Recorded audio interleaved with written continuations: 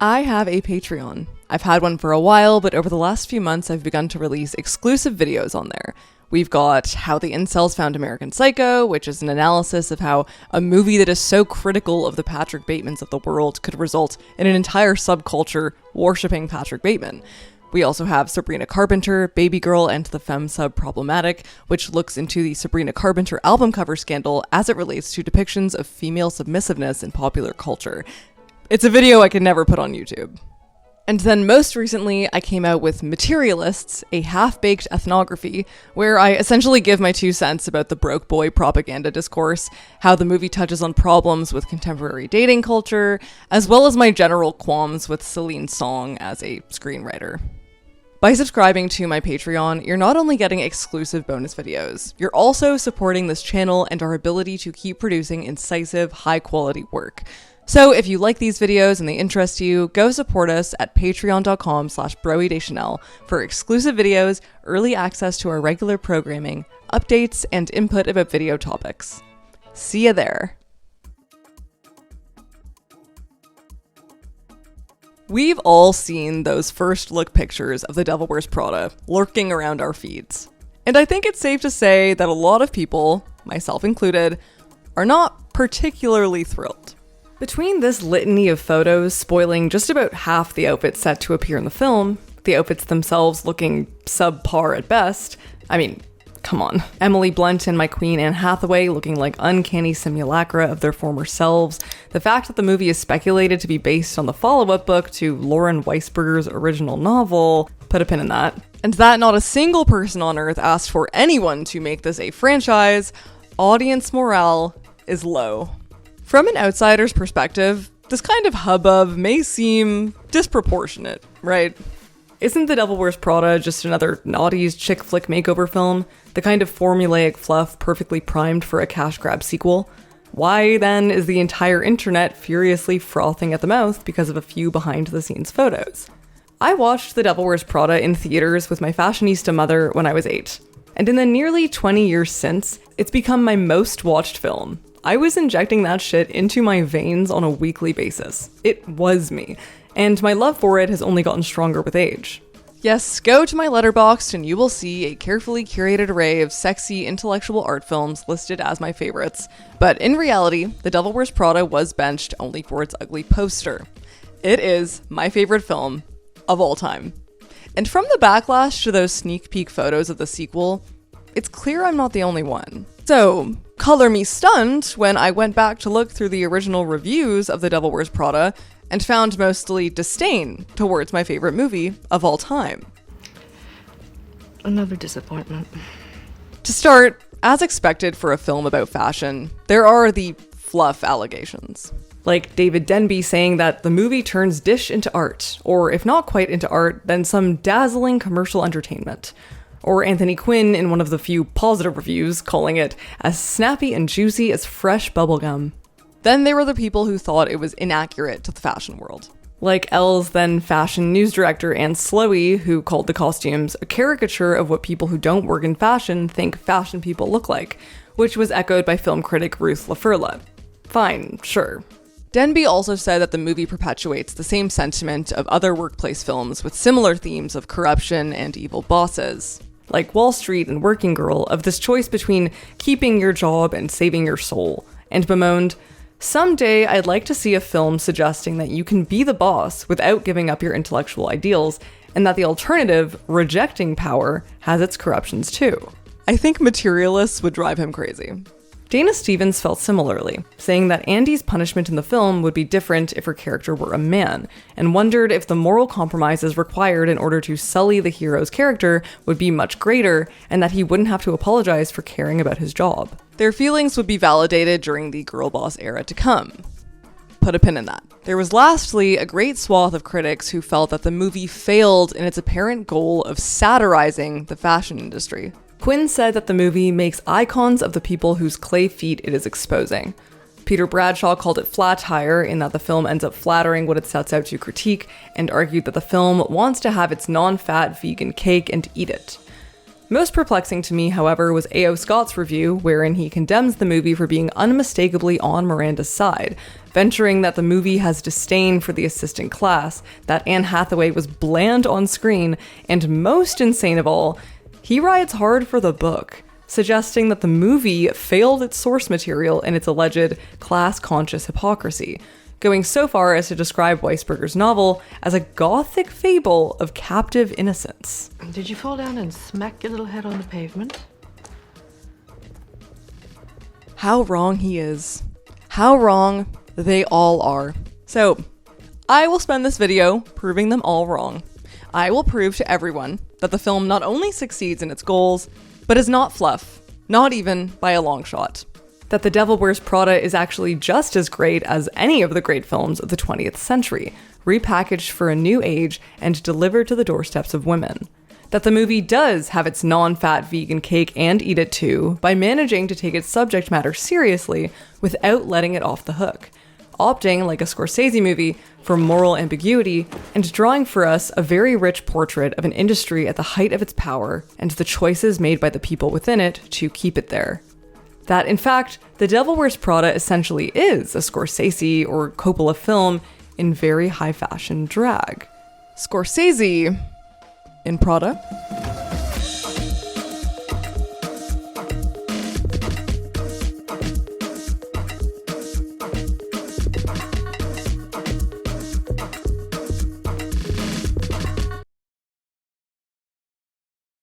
I'm not sure what A.O. Scott was smoking, but the book is not good, babe. So, The Devil Wears Prada is a 2003 Romana Clay novel written by Lauren Weisberger about her brief stint working as the assistant to Vogue editor-in-chief Anna Wintour. Very similar to Weisberger's own story, it's about an Ivy League graduate named Andy Sachs who aspires to become a writer, but instead stumbles into a gig working as second personal assistant to Miranda Priestley, the editor-in-chief of Runway. You get it. Since Andy is the second personal assistant, she is tasked with menial and degrading work for the better part of a year, struggling to bond with her coworker Emily or fit in with the workplace culture of Runway in general, prioritizing the job over her personal life and her close relationships, and spending every waking minute of her time absolutely despising Miranda. It all climaxes when Andy says "fuck you" to Miranda during a trip to Paris and gets consensually fired, if you will, finally finding work in the writing world among employers who similarly hate her old boss. Andy has one friend named Lily, who plays a much larger role than her movie counterpart as a flailing PhD candidate from a difficult home who has been informally adopted by Andy's family. Unlike the movie, where Andy already lives with her boyfriend Nate when she gets the job, book Andy is fresh from a post-grad Europe trip and lives in Connecticut with her parents, while her boyfriend, named Alex, already lives in the city. Nate works as a line cook in the movie, whereas Alex is in a comparatively altruistic profession to Andy's, working with troubled children at a school in a lower-income neighborhood, which adds more to Andy's feelings of shame about her own job. We get to know some more characters from Runway than the movie, who are much more flamboyant here. Art director Nigel's characterization is quite different in particular. Book Nigel is more like a poorly drawn version of Andre Leon Talley, who plays a much smaller role in Andy's life, serving more as cosmopolitan amusement for her suburban sensibilities. I think where the book shines mostly, and this is probably what Scott was getting at in his hyper-realistic approach to what it's like working in an entry-level survival job. The book discloses Andy's very modest salary and is forthcoming in the specifics of what this job apparently offers. Andy is told often, even by Miranda herself, that she can get a job in publishing after only a year at Runway. Unlike the film, the book is able to provide us with Andy's internal monologue, and through this we get a much deeper sense of the workplace culture at Runway. There's explicit mention of the toxic beauty standards around the office, which are much less imposed in quips about fatness directed at Andy as they are in the movie, and instead, as Andy observes, self-imposed and perpetuated by the employees themselves, of all genders, who seem to struggle with body image in this dysmorphic environment. What I found very relatable were Andy's many attempts to commiserate with Emily about their boss, which Emily seldom indulges, much to Andy's frustration. It reminded me of a coworker from a cafe I worked at once who refused to gossip about the customers. Like, what else do we have in our shitty jobs if not commiseration? Andy is aware of the fact that Miranda thinks of her and the other employees as second class, remarking that it's clear Miranda's time was much more important than my own. The book also focuses on how the job wears Andy down physically. There's lots of talk of having poor health due to overwork and not having time for doctor's visits or even time to recover from debilitating illnesses, and how none of the perks of the job could make the day-to-day more bearable, no matter the free clothes or town cars or chic parties Andy is given access to. It's explicit in its condemnation of the fashion industry, and does this both by saying it outright and also satirizing it, like in a funny sequence where Emily and Andy are desperately trying to get Lagerfeld on the phone, which Andy compares to EMTs performing emergency CPR. But the absolute relentless detail Weisberger puts us through in order to arrive at these briefly relevant nuggets of information are hardly worth it. This book is so overwrought and verbose. It describes anything and everything, regardless of relevance, and honestly, it just is not very prosaic. Weisberger takes us through the tedium of Andy's daily life. What she eats for breakfast, what she encounters in the line at Starbucks, as well as endless tangents about New York real estate, or worst of all, a horrible subplot about Lily's drinking problem that reads in the style of an after-school special. The drama that unfolds with Lily, where she trades in school for nights and boozing and sleeping with lots of men, is so incongruous with the tone of the book and framed so judgmentally, it feels like a bad episode of Degrassi. Lily is depicted for most of the book as a drunken whore who, unlike her scoldy movie counterpart, supports Andy's infidelity with literary ingenue Christian Collinsworth. The writing is also super redundant. Like, there'll be a moment where Alex is like, Lily got drunk, and Andy is like, Lily got drunk? How? And Alex is like, she got drunk last night at the bar. And Andy's like, Lily got drunk at the bar? How could she do this? Like, Lauren, mama, we got it the first time. But one of the most unbearable aspects of the book for me was the sheer unlikability of its protagonist, who is set up to be someone we're meant to root for. Generally, the character comes across as an upper middle class, suburban snob. Her general worldview is very self-righteous, ignorant, and snobbish, rolling her eyes at any and everything around her while never once seeing the merit of any of it. This is also reflected in the way she looks at Lily's lovers. Her disgust from them comes out based on physical appearance. If a guy has tattoos or piercings, Andy immediately makes a value judgment about them as undesirables. So you'd think she'd find solace in her more chic job, but she doesn't like a single element of that either. She loudly disparages the work to her coworkers and frequently abandons her post to make extra long smoke breaks, leaving Emily alone to suffer Miranda's wrath. She moans about having to attend a Met Gala event. Poor her. She dismisses a speech she hears at an awards ceremony as boring and uninspired. She is enraged when she's called on to go to Paris, which in this case is because Emily comes down with mono and can't leave the house. Andy is actually mad at Emily for this. She is constantly talking about how she can't understand Miranda's accent, which is literally just a posh British accent, and she treats each of her gay coworkers like eccentric sex perverts. I actually had to put the book down a few times. Andy is just a bit of an insufferable yuppie, and worst of all, there is not a single moment where she is humbled in her self-righteous hypocrisy. No moment where she learns a lesson or sees some virtue in what the people around her are doing. And because Andy cannot see past herself, Miranda becomes a very one-note character. She's a villain from beginning to end.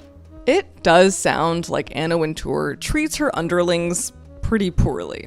The character is exhausting, and you feel a sense of humiliation alongside Andy in being an adult who is constantly spoken down to and belittled. But you can't help but wonder if Andy would sneer at people this way too, if only she had the resources. Andy makes jabs about Miranda being an ultimately lonely person who has no real life outside of work, but never attempts to question why Miranda might be the way she is. There are a couple moments where Andy is given the chance to do so, like when she hears Miranda respond with surprising gentleness to Nigel saying a dress she's trying on makes her look like a slut, or when Andy is given a defaced picture of Miranda by a Met employee and rips it up, but in both instances she immediately goes back to hating Miranda without even a second of reflection about these revelations. The stakes are much higher at the end of the book than in the movie. Where in the movie, Andy is actually asked by Miranda to go to Paris and makes her choice about going before Emily is hit by a car. In the book, as we know, Emily can't go to Paris because she has mono, and Miranda takes Andy only begrudgingly. Probably because the character never gets good at her job and has a bad attitude. And where in the end of the movie, Andy quits and throws her work phone in a fountain after learning that Miranda has betrayed Nigel in order to keep her position at Runway, book, Andy is confronted with a choice between going home to tend to Lily, who is in critical condition after a drunk driving incident, and staying in Paris for the sake of being placed in a position at the New Yorker once the trip is done. Miranda shows no sympathy about Lily and encourages Andy to stay in Paris.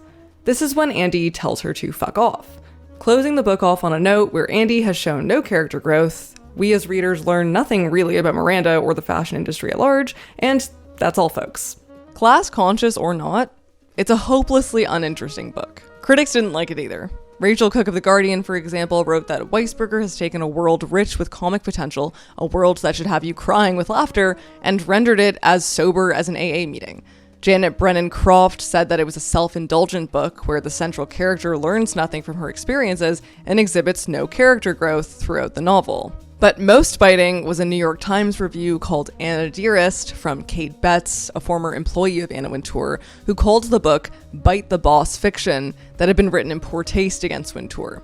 She says, Weisberger had a ringside seat at one of the great editorial franchises in a business that exerts an enormous influence over women, but she seems to have understood almost nothing about the isolation and pressure of the job her boss was doing, or what it might cost a person like Miranda Priestley to become a character like Miranda Priestley.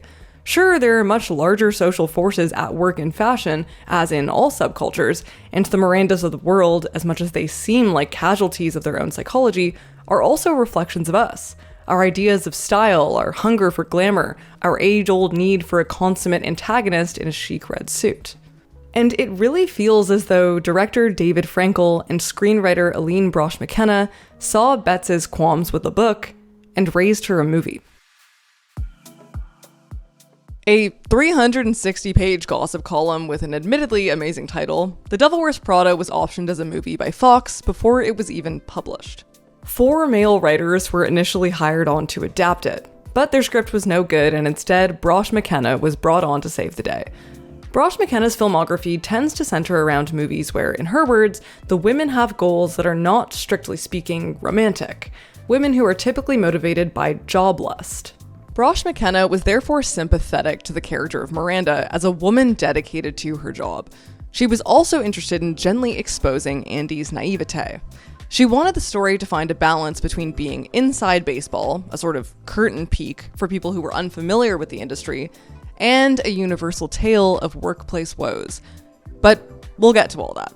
David Frankel of Marley and Me fame was brought on before Brosh McKenna as director, and the two worked really well together. Brosh McKenna attributes the ease of working with Frankel to the fact that he's a writer, and so understood what went into the process and was just happy to support her where necessary. They cast Meryl Streep, who gave the production a degree of sophistication and garnered respect from the studio that it might not otherwise have received, and although they circled through 9 choices for Andy, it was Streep who recommended Anne Hathaway after seeing her performance in Brokeback Mountain. Sexy Adrienne Grenier of Entourage was cast as Nate, then relative unknown Emily Blunt was cast as Emily for her icy British accent, and Stanley Tucci was cast just before production began. He said he was allured to the role because he found the screenplay to be a beautiful piece of writing. Production was difficult. On their relatively modest budget, they had to film several of the Paris scenes in the US, only scraping together enough at the 11th hour to get some outside footage of Andy and Christian. And there was a great deal of trouble researching Vogue, obtaining designer costume pieces, and getting any notable figures in fashion to appear in the movie, because people were either too loyal to Anna Wintour or too afraid of her, or both. Eventually, costume designer Patricia Field got some designers to acquiesce, and both Gisele Bündchen, with permission from Vogue, as well as Valentino, appeared on screen. Miraculously, a thought-to-be humorless Anna Wintour attended the first screening in New York, decked out head to toe in Prada. The movie was marketed as women's counter-programming to Superman Returns and ended up grossing $201 million internationally, as well as receiving 2 Oscar nods. And the cast and crew believe its success stemmed from the fact that the movie could cross over between genders. Streep has said that it was the first movie where men had come up to her and said, "I know how you felt." A remarkable achievement considering how seldom it is that men are asked to identify with a female protagonist. A remarkable achievement considering how seldom it is that men are asked to identify with a female character.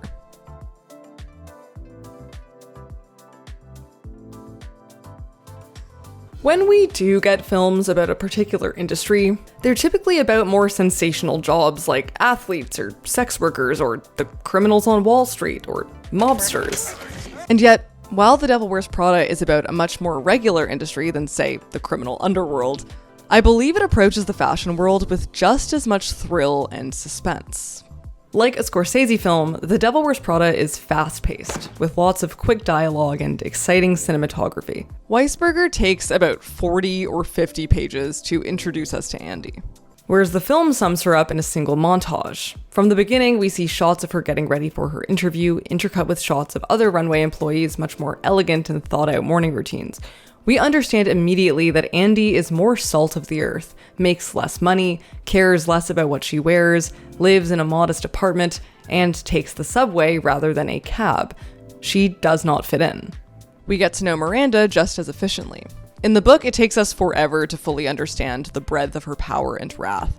We meet her briefly in the interview, spend several months without her while she's on Christmas vacation, and then finally get to know her a bit better when she comes back. Her iconic movie entrance, however, tells us everything. Before she comes in, we see the women of the office frantically scrambling to refine their appearances to Miranda's tastes. She instills fear in her workers. Miranda then comes in and delivers an onslaught of requests to Emily. She is demanding. Miranda walks past Andy without even so much as a glance. She is dismissive. We also understand that she is a very, very busy woman. The delicious sharpness of this pacing and dialogue continues throughout. It's obvious by now that Stanley Tucci was right. The script really is a beautiful piece of writing. Countless lines from the film have become canon in both the worlds of film and fashion. But what strikes me most watching it now are its technical components. People may write Frankel off as a director of frivolous movies, but wow, does he show a mastery here. The Devil Wears Prada has this really catchy score that sets a great tone and flow to the film, spliced in with a very chic soundtrack. The images are bright and airy and feel very aspirational. Along with Andy, you really get sucked into the glamour of this world.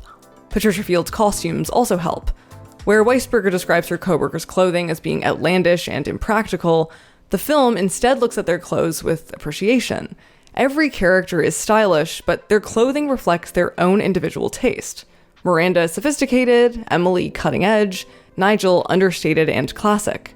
When Andy gets her makeover, it pans luxuriously over the garments, taking in every detail. And most obvious to me is the cinematography. The camera is roving, always moving through fast-cut scenes in a way that both breezes us along and holds our attention. Why is no one ready? Here. It's a tough call. And ironically, or actually not at all, the cinematographer Florian Ballhaus is the son of Michael Ballhaus, premier cinematographer to Martin Scorsese, who shot Goodfellas and The Departed, and was known for his signature use of dolly and Steadicam shots like the restaurant scene in Goodfellas. Michael was famous for his kinetic camera work, described by Stephen Pizzello of the American Society of Cinematographers as being a director who encouraged his camera to swoop, glide, and soar with lyrical abandon. As Ballhaus famously said, if it's a movie, it's got to move. As a child, Florian Ballhaus spent a great deal of time watching his father on sets, and eventually trained under him as assistant camera operator. And I'd say he approaches The Devil Wears Prada with a very similar lyricism. The movie just moves in a really pleasurable way. From a pile of stuff. The man said, no, I couldn't see the difference between the two absolutely identical films. And like Goodfellas does for organized crime, it sends you spinning through a dizzying world of fashion that, like Andy, will swallow you whole if you're not paying attention. It was difficult to find scholarship praising this movie. One scholar, Emily Fox Cales, even echoed the critics, arguing that the film betrayed its alleged intended message about superficiality by getting lost in its own cinematic attraction to surface beauty and glamour. But ultimately, I think the film would not only be incredibly boring if it had stuck to Weisberger's unyielding reproach for fashion, but also dismissive of what is an objectively powerful and pervasive industry. What gives the movie such endurance is its very ambiguity. Yes, it's glossy, but it uses its formal elements to package what I would argue is a very thoughtful approach to the fashion industry. It manages to expertly satirize the industry while still coming at it with a deep understanding of its impact, and a reverence for the artistry and passion that is required of those who participate in it. For example, the film version of Weisberger's EMT line comes during Miranda's intro when Nigel comically yells, "All right, everyone, gird your loins," indicating that Miranda runs her office like a drill sergeant, and that these people take themselves much too seriously. We also get a lot of that satire through Emily with ridiculous juxtapositions like this. One time an assistant left the desk because she sliced her hand open with a letter opener and Miranda missed Lagerfeld. It also attempts satire through the jokes about Andy's size. Take a chance. Hire the smart fat girl. Which I think audiences have taken a bit too literally over the years. The joke is not that the film thinks Andy is fat, but that it thinks the standards of this office are so absurd as to believe Andy is fat. Although I do think it somewhat betrays this messaging in this scene that frames this announcement in a sentimental light. You bet your size 6 ass. 4. Really? Cheers. Cheers to you. Which is probably why people took the earlier comments at face value. But The Devil Wears Prada balances this satire with two very pivotal scenes. The first is Nigel's speech when Andy comes into his office crying about Miranda, and he tells her that she can quit if she's not willing to put her best efforts in, explaining the importance of Miranda's position, as well as the significance of Runway for so many of its employees. This is a shining beacon of hope for, let's say, a young boy growing up in Rhode Island with 6 brothers, pretending to go to soccer practice when he was really going to sewing class and reading Runway under the covers at night with a flashlight. The second is the iconic cerulean monologue, where Andy, on her first day, snickers at an employee comparing the shades of 2 belts, and then Miranda details to her in quiet scorn just what exactly fashion means for the world. That every person, including Andy, gets up in the morning and puts on clothes, and that the shape, color, and texture of those clothes are decided by a group of people who have dedicated their lives to doing so. That there is no opting out of fashion, no matter how much people like Andy think themselves above it. These scenes do what the book refuses to do. They give Andy a reality check. And importantly, they soften the satire of the film by choosing to give this subject the legitimacy I think it deserves. Brosh McKenna is herself a lover of fashion magazines, and explains in an interview that she viewed them as an escape. She says, "There was no internet, so it was really hard to access that sense of what it meant to trot around the globe. Fashion magazines were very important for widening your horizons." As a lover of fashion myself, I see a lot of truth in this. And back in 2007, it was magazines like these that offered cultural mobility, creative inspiration, and hope to disenfranchised people like Nigel. And really, The Devil Wears Prada is an ode to what is now a bygone era of fashion, when information was in print, writers had full-time jobs, editors-in-chief had all the money in the world to blow, and assistants rode in town cars. A relic of something arguably more beautiful, when money and time and personnel were abundant and art felt more alive.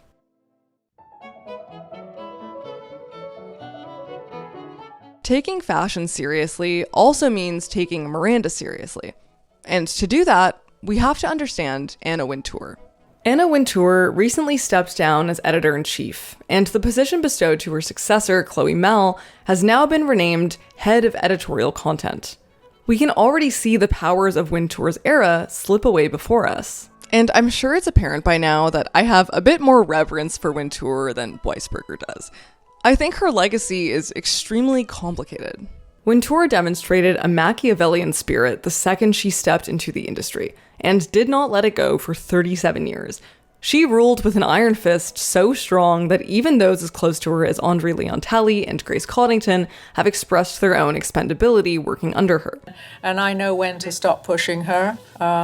She doesn't know when to stop pushing me. The beloved and singular Talley, for example, who had worked at Vogue since the days of Diana Vreeland, was retired by Wintour as Met Gala red carpet host shortly before his death, and replaced that year by YouTuber Liza Koshy. Wintour was known for being brusque and inscrutable, always donning her signature swinging 60s bob and big dark sunglasses.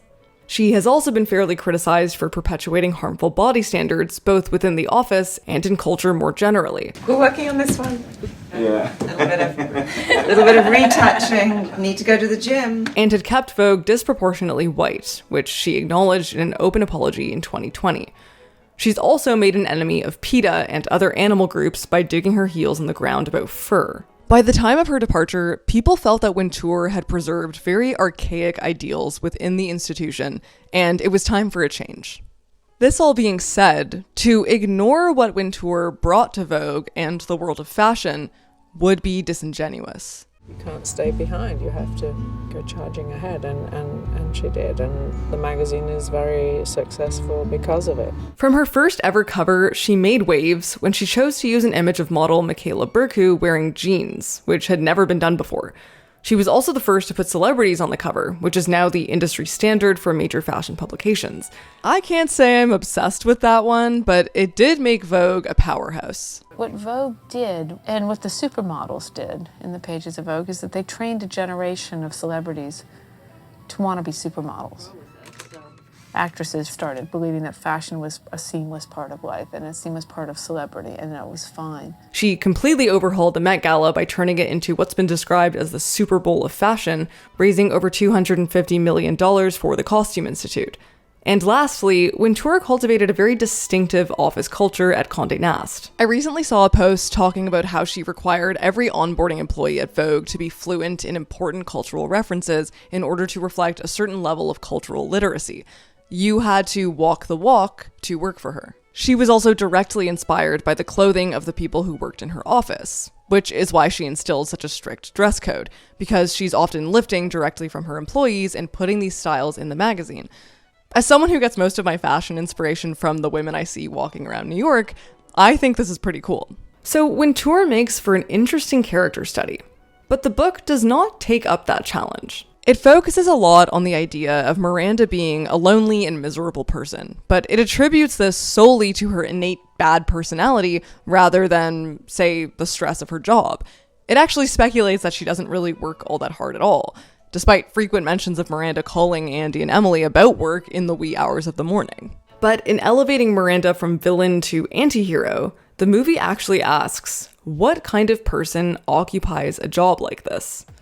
On my last rewatch, Miranda's impatience really stood out to me. It feels as though time itself is a nuisance to her.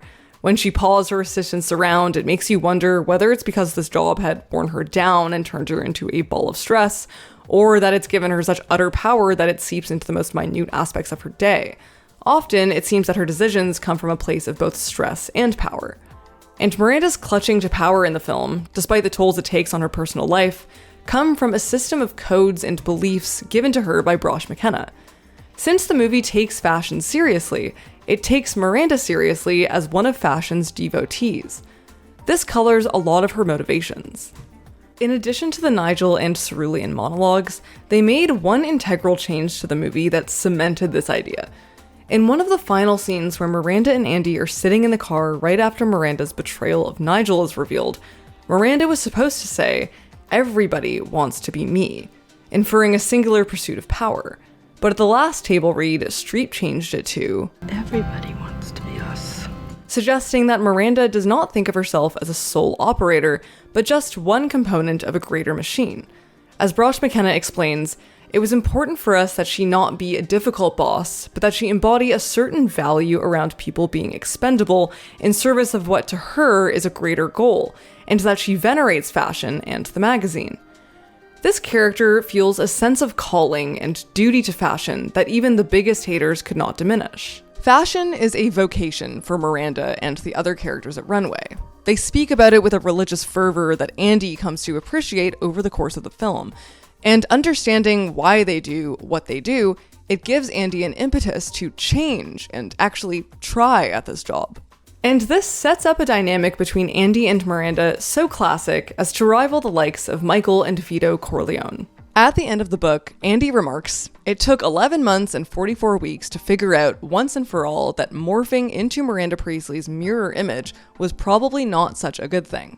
But in the movie, Andy actually does kind of transform in this image. She comes to deeply respect Miranda and empathize with her. I'm so sorry, Miranda. If you want me to cancel your evening, I can. Even going so far as to warn her about a red herring ambush from French Runway, and celebrate fitting into Runway's sample-size clothing. For the first half of the film, you find yourself questioning, along with Andy's friends and boyfriend, why she doesn't just walk away from this job if she hates it so much.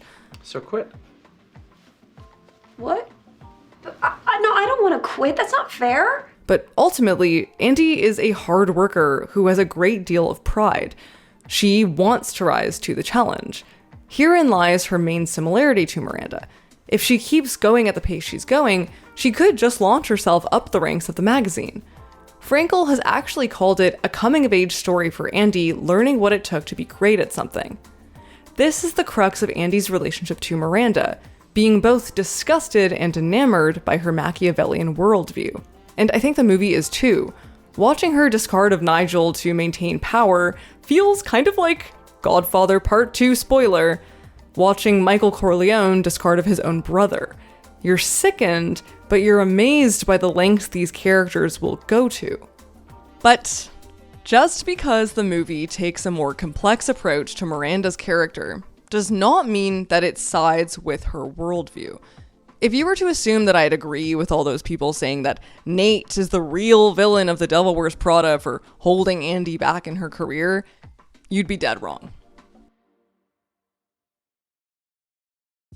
You sold your soul the day you put on that first pair of Jimmy Choos. I saw it. Adrian Grenier, who plays Nate, recently said in an interview that he initially didn't understand the whole Nate is the villain thing until recently, when he realized Nate was immature. He says Nate hadn't grown up, but Andy had. She needed more out of life, and she was achieving it. And this makes me sad, because I think he had it right the first time. Those early critics argued that the film valorizes the fashion industry and thus fails in its message. But just because the film takes the fashion industry and its devotees seriously does not mean that it lets Miranda off the hook for her values. I'd argue that unlike the Godfather trilogy, where we see Michael morph slowly into his father and become the very thing he once resisted, The Devil Wears Prada actually inverts that narrative. Nate has a line in the film that I think this discourse likes to ignore. He and Andy fight at Lily's art opening after she tells him she's going to Paris instead of Emily, and he says, I wouldn't care if you were out there pole dancing all night, as long as you did it with a little integrity. And stepping around his archaic invocation of sex work here, I think this line makes Nate's stance very clear. First off, while I agree that he and the friends should have approached Andy from a place of sympathy rather than frustration or judgment, it's so fair to me that a person would feel confused by their partner going from laughing at something to letting it consume their entire life. Nate is pointing out her hypocrisy here. I do sincerely believe that Nate would be more supportive of Andy if she lost herself in an entry-level job in the profession she actually wants to be in. I mean, he's a chef. He knows what it's like to work unconventional hours. But here's the crucial difference. When Miranda likens Andy deciding to go to Paris over Emily to her own betrayal of Nigel, saying that she sees a lot of herself in Andy, she misses the distinction that, for Miranda, this is a vocation, like the culinary arts are for Nate, whereas for Andy, this is a job. It's very intentional that movie Miranda never explicitly tells Andy that she'll give her a reference at The New Yorker, or even tells her how long she has to stay in this job for that to happen. Instead, Andy assumes that by going to Paris and excelling at her menial assistant job with none of these promises, she will indirectly become a successful journalist. This assumption is, in Nate's eyes, a naive one, and Andy's growth in the film is her own recognition of the fallacy of that belief. Despite the fact that Andy begins to respect fashion and runway and Miranda, she realizes that none of those things will get her to where she wants to go, and worse, they will seep her of all the values she came into the industry with. Working at Runway is never the career Andy wanted to have, never the lifestyle or values or beliefs that she cherished. Miranda, on the other hand, is fighting for her career here, and most importantly, her beliefs. I agree that Andy does not actively or callously step on Emily's toes to get ahead, but I do think that she risks yet another personal relationship in service of a job she doesn't know she wants, where her future is uncertain and her present is often miserable and dehumanizing. Brosh McKenna said it herself. David and I spent a tremendous amount of time talking about how she's throwing her phone in the fountain, not because Miranda's a stinky boss, but because those are not the values of how she wants to live her life. She wants to value her relationships in a different way. The girl boss era definitely felt like a capitalist psyop. And it was in that era that this whole Nate is the villain discourse came about. It was an era that saw women's progress on the corporate ladder as the apex of empowerment and disregarded the often poor treatment and working conditions established by many women in apex power positions, like Anna Wintour. In his memoir, Andre Leon Talley suggests that Wintour prioritized power over fashion. And ultimately, in its ambiguity, I think the movie understands this about her quite well in its portrayal of Nigel as the figure we're meant to empathize with the most at the end. The movie holds great reverence for Miranda, but it creates a lot of ambiguity about the way she approaches her beliefs in that final car scene. She says everybody wants to be us, but Andy does not like what that us stands for. By leaving the car and throwing her phone in the fountain, Andy proves Miranda wrong. Not everybody wants to be us. And in doing so, it throws Miranda's alleged servitude to fashion into question. Are Miranda's actions utilitarian in the name of fashion, or power-seeking, selfless or selfish, or all of the above? Just like Andy, it's up to you to decide. Movies like The Godfather or Goodfellas are not judgmental of outright immoral industries, but rather are curious about how they work and the people who make them work. They pose similar questions to their protagonists about ambition versus morality, but are often tragic.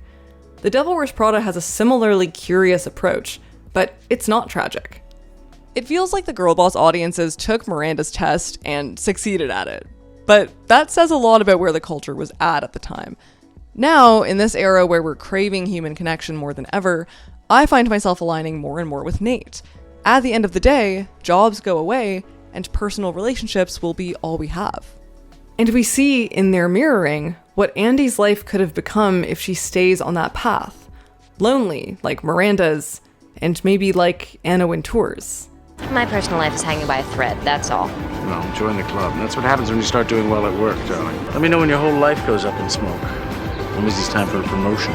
So ultimately, The Devil Wears Prada is both an industry movie and also a really compelling character study of a passionate, self-destructive, ruthlessly ambitious woman who is so charismatic as to transform one of fashion's greatest disbelievers into a mirror image of herself. At least, for a little while.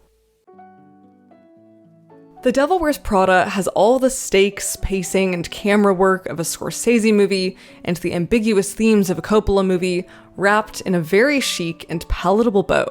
And I think many critics at the time, even lots of people today, would be offended at this comparison because they refuse to unwrap that bow.